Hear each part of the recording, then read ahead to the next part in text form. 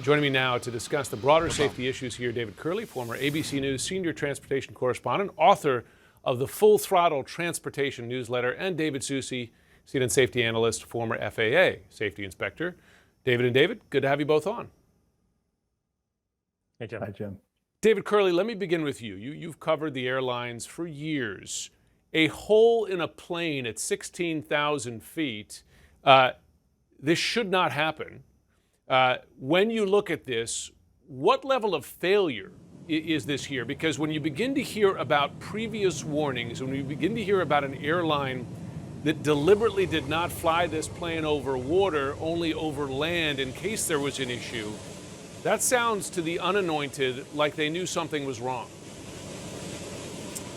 Terrifying to have this happen at any altitude, but as the chair of the NTSB said, thank goodness it wasn't at cruising altitude at 30 or 34,000 feet. I mean, this was explosive, as you say. This is a pressurized aluminum tube, and when that door blew out, all the air rushed out. I would point out, and the NTSB chair was very adamant about this, that the three warnings that light came on in the cockpit may not be connected. And she pointed out that one of them was when the aircraft was on the ground and depressurized. So the airline and the maintenance folks may have thought, listen, we've got something going on with this sensor. We need to fix it. In the meantime, this plane doesn't fly over water while we get it to maintenance, can figure that out. It can fly on its regular route. So I think she's concerned about it. The NTSB, the FAA, Boeing, all concerned about it, but they're not ready to say there's a connection there. This talks a lot about what the NTSB will be trying to figure out.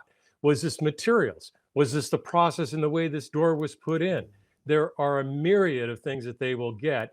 And the flight data recorder is already here in Washington, D.C., and that will provide some very interesting data as to when this happened, because the cockpit voice recorder was recorded over, and they don't have any of that, of the pilot and first officer talking to each other during this emergency. So they're hoping to get some additional information from that flight data recorder. So you have the physical evidence, you got the door, you've got the panel that it came out of, and now you have the FDR. All that will be put together to figure out where the weak link was that led to this happening. Should have never happened. I'm always amazed that still to this day they're not live streaming that data. It would seem a natural step rather than looking for the black boxes after. I mean, we live stream everything. David SOUCIE, let me ask you this, because of course a similar jet, I should say a MAX 8, not a MAX 9, had two fatal crashes in October 2018, 2019. Does the evidence point to there being a design problem, a fundamental design problem or problems with this particular jet? Not at all, Jim. I don't see any evidence that would put those two things together. These are isolated incidents in two different ways, two different models.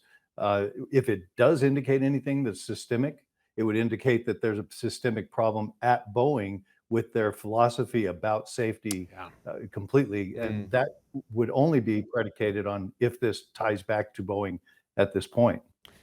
There have, though, David Kerley, been questions about exactly that in recent years, questions even from some former employees about where safety lands today in terms of priority versus profitability. Are those legitimate questions?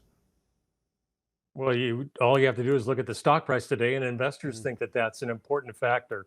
It should be pointed out, this plug door, as it's called, was not installed in the Boeing factory. It was installed by Spirit Aerosystems, which builds the fuselages and then delivers them to the Renton plant. But still, Boeing's responsible for what subcontractors do and the processes and the materials they use. So yes, there have been issues with the 777, the new 777, with the 787, the 737 MAX 8, as you mentioned.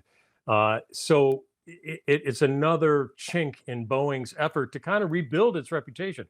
This is not helping the brand of Boeing.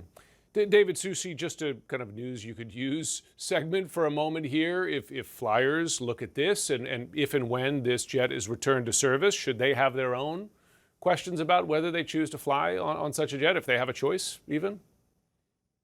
Well, they do have a choice because they can look to see what kind of aircraft they're going to fly on when they buy the ticket. So that's one way that they could do that if they feel that that's necessary. But again, it's too early for for me, and me personally is all I can speak about, but I haven't made a decision to not fly on this aircraft if it's returned to service. Once I do see what happened to this, and there's too many questions still. That door is a maintenance door as well. So what I'm asking Boeing right now, and I'm waiting to hear back from them on this, is was the aircraft delivered with the interior installed, or was that something that was installed by Alaska Airlines after the fact? Because if it was, then that door was probably removed for a service to be able to put those seats in and out. That's typically what's done. So it's too early for me to jump ship on that. And I sound like I might be defending Boeing here, but I have been involved with Boeing and what they've done to improve their safety methods. And so I do want to hold out on that until we know more about it. But if it is decided that it was a Boeing's issue, that indicates that they have not fixed some of the safety problems that they've been facing in the past, and the efforts that they've made, the Herculean efforts they've made to improve safety have not been effective if this truly is a Boeing issue. No, listen, you're an inspector, you're a former inspector, you want to see the evidence first. But before we go, David KERLEY, when you hear the accounts of the passengers, luckily there was no one sitting in the seat right at the window, but there was someone in the middle in the aisle seat. That's not too far away. One of them had their shirt ripped off, gives you a sense of the power of the air with decompression even at 16,000 feet. What would it have been like to be in the same row where this happened? Not just that row. Just think about it. There was a huge, loud bang, and then all of a sudden, all the air is rushing out of that aircraft.